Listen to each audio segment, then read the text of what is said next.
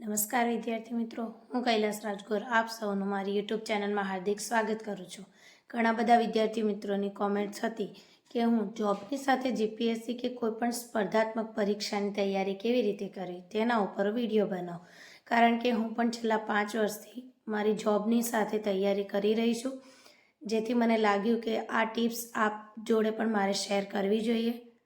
તો આપણે જોઈએ તો થોડીક ઇમ્પોર્ટન્ટ થિંગ્સ છે કે જે આપણે યાદ રાખવી જોઈએ કે જો આપણે જોબની સાથે તૈયારી કરતા હોય તો સૌપ્રથમ તો જે આપણે ઉઠીએ એટલે આપણે સૌથી પહેલાં ટુ ડુ લિસ્ટ બનાવવું જોઈએ, જેથી તમને ખબર પડે કે મારે આજે દિવસ દરમિયાન શું શું કરવાનું છે.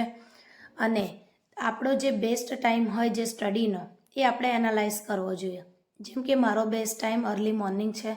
જેમ કે હું 4 વાગે ઉઠી જાઉં છું તો મારું મગજ ફ્રેશ હોય છે, જેથી મને વાંચવામાં મજા આવે છે. અથવા જો કોઈનો ટાઈમ લેટ નાઇટ હોય તો એ લોકો પણ પ્રિફર કરી શકે છે. અને એક દિવસ તમે વિચારો આખો દિવસ કે મારો ટાઈમ ક્યાં વેસ્ટ જાય છે અને પછી એ ટાઈમને યુટિલાઇઝ કરવાનો પ્રયત્ન કરો. જેમ કે આપણે જનરલી સોશિયલ મીડિયા છે કે અનનેસેસરી ટોક છે કે એ બધી વાતોમાં આપણો ટાઈમ ઘણો પસાર થતો હોય છે અને આપણને ખબર પણ રહેતી નથી. જેમ કે તમે ફેસબુક કે ઇન્સ્ટા પર સ્ક્રોલ કરો છો તો તમારો કલાકને કલાક જતા રહેશે ને આપણને ખ્યાલ પણ રહેતો નથી કે આપણે કેટલો બધો સમય બરબાદ કરી નાખ્યો છે. તો આ વસ્તુ આપણે ધ્યાનમાં રાખવી જોઈએ. અને સૌથી ઇમ્પોર્ટન્ટ કે મિનિમમ આપણે 6 કલાક ફોકસ સાથે સ્ટડી કરવું જોઈએ, તો જ આપણે સફળતા પ્રાપ્ત કરી શકીએ છીએ. જો હું તમને કહું તો બીજી વસ્તુ ઇમ્પોર્ટન્ટ છે કે આપણે સ્ટડીની સાથે સાથે આપણી હેલ્થને પણ ફોકસ કરવું જોઈએ. કારણ કે આપણે સ્ટડીમાં એટલા ફોકસ થઈ જઈએ છીએ કે ઘણીવાર આપણે હેલ્થને નિગ્લેક્ટ કરીએ છીએ, જેના લીધે આપણે હેલ્થ ઇશ્યુઝ ક્રિએટ થાય છે અને પછી આપણે ઘણા બધા દિવસનો બ્રેક પડી જાય છે. તો તેનાથી તમારી સ્ટડીની કન્સિસ્ટન્સી તૂટશે અને તમે પછી પાછું રિસ્ટાર્ટ કરવું આપણા માટે અઘરું પડી જશે. તેથી આપણે ડેલી 30 મિનિટ્સ એક્સરસાઇઝ માટે આપવું જોઈએ. એક્સરસાઇઝમાં તમે રનિંગ, વોકિંગ, સાયકલિંગ કે દોડા કૂદવાનું એવું કંઈ પણ કરી શકો છો. જોડે જોડે ડેલી મેડિટેશન કે યોગા પણ આપણે કરી શકીએ છીએ. અને સૌથી વધારે ઇમ્પોર્ટન્ટ કહું તો આપણું ટાઈમ ટેબલ રિજિડ ના હોવું જોઈએ, થોડું ફ્લેક્સિબલ રાખવું કે જેથી આપણને થોડો ટાઈમ આપણને સ્પેર મળી શકે, જેમાં તમને ગમતી એક્ટિવિટી તમે કરી શકો, તમારા ફેમિલી મેમ્બર્સ સાથે ઇન્ટરેક્ટ કરી શકો એવી રીતે.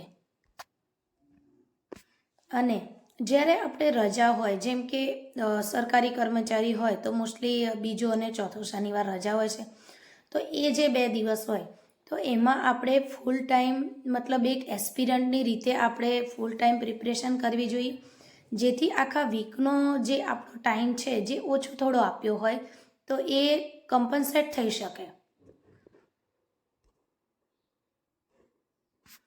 અને સૌથી ઇમ્પોર્ટન્ટ કન્સિસ્ટન્સી જ સફળતાની ચાવી છે. કારણ કે તમે એક દિવસે અઠવાડિયાનું ભોજન ખાઓ અને દરરોજ આપણે જે ખાઈએ છીએ એ રીતે થોડું થોડું ખાઈએ તો પચન કયું થશે મિત્રો?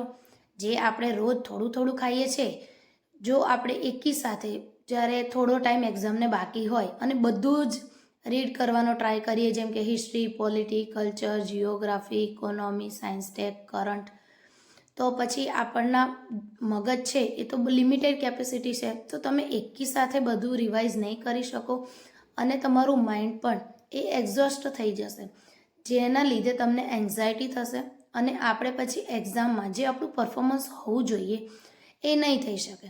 એના લીધે આપણે ડેલી થોડા થોડા સ્ટેપ્સ લેવાના છે અને ડેલી ગોલ્સ બનાવવા. જેમ કે મેં તમને કીધું કે ટુ ડુ લિસ્ટ બનાવો, તો એ ટુ ડુ લિસ્ટ તમે બનાવો તો પછી તમે એને જેમ તમારો ગોલ એચીવ થાય, જેમ કે તમે વિચાર્યું કે આજે હું 1 કલાક કરંટ અફેર્સ કરીશ, તો જો તમે 1 કલાક કરંટ અફેર્સ રીડ કરી લીધું તો તમે એને ટીક માર્ક કરો, તો તમને પણ એક સેટિસ્ફેક્શન મળશે કે મેં મારો આજનો જે ગોલ છે એક ગોલ એચીવ થઈ ગયો. એ રીતે આપણો જે ડોપામાઇન હોય છે એ પણ ફૂલફિલ થશે અને આપણને પણ મજા આવશે.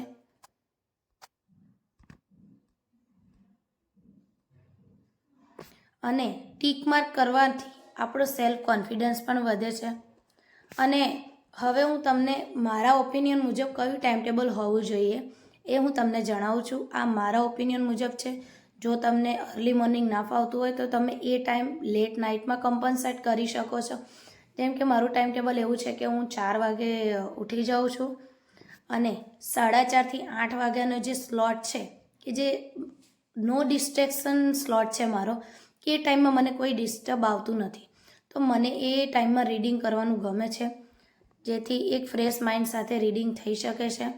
અને પછી 8 થી 8:30નો જે ટાઈમ છે એ બાથમાં ને એમાં જાય છે. પછી 8:30 થી 9નો જે ટાઈમ છે એ હું એડિટોરિયલ જે ઓનલી આઈએસના હોય છે એ સાંભળું છું. એ પછી 9 થી 10 જે મારો કુકિંગનો ટાઈમ છે, કારણ કે પછી ઓફિસ જવાનું હોય તો એ કુકિંગનો ટાઈમ છે. એના પછી એ કુકિંગ કરતાં પણ હું અમુક યુટ્યુબમાં જે પ્રિલિમ બૂસ્ટર છે કે પર્સપેક્ટિવ છે કે એવું કંઈક સાંભળી લઉં છું, જેનાથી થોડુંક માઇન્ડ આપણું એમાં પરવાયેલું રહે. અને 10 વાગે હું ઓફિસ જવા માટે નીકળી જાઉં છું અને 6-10 સુધી ઓફિસ હોઉં છું. અને મારે અપડાઉન કરવાનું થાય છે તો થોડો ટ્રાવેલિંગ ટાઈમ બાદ કરતાં ગણું તો હું 6:30-6:45 ઘરે આવું છું. ઓફિસમાં જ્યારે આપણને કંઈ એવું હોય કે તમારી પાસે થોડો ફ્રી ટાઈમ છે તો તમે ઇયરફોન લગાવીને કોઈ પણ યુટ્યુબમાં વિડીયો જોઈ શકો છો, PYQ સોલ્વ કરી શકો છો કે ન્યૂઝપેપર રીડ કરી શકો છો. એ રીતે તમે તમારો જે ટાઈમ છે એને એનાલાઇઝ કરી અને એને યુઝફુલ કરી શકો છો. જેમ કે 6:30 થી 7 વાગ્યા સુધી મેં તમને કીધું એમ યુટ્યુબમાં મારે જો કોઈ એડિટોરિયલ કે પર્સપેક્ટિવ બાકી હોય તો એ જોઈ લઉં છું. અને રાત્રે 8 થી 10 જે 2 કલાકનો સમય છે એ હું રીડિંગને આપું છું. અને 7 થી 8માં મારું જમવાનું અને ફેમિલી સાથેનો જે ટાઈમ હોય છે, કારણ કે મારી નાની દીકરી પણ છે તો એ લોકોને હું ટાઈમ આપું છું. 8 થી 10 હું રીડિંગ કરું છું.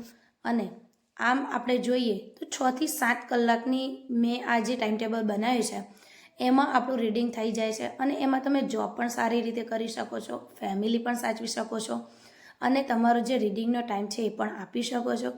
એટલે આમ જોઈએ તો 6 to 7 અવર જોબ સાથે આપણે મેનેજ કરી શકીએ છીએ.